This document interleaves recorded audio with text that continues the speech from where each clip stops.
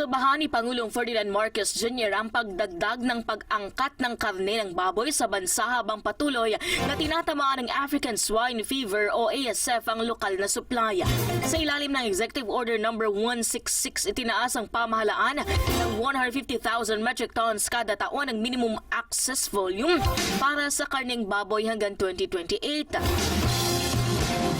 Ayon sa Pangulo, malaki pa rin ang kakulangan sa supply ng lokal na karne ng baboy na nagdudulot ng mataas sa presyo sa mga pamilihan at dagdag pasanin sa mga consumer.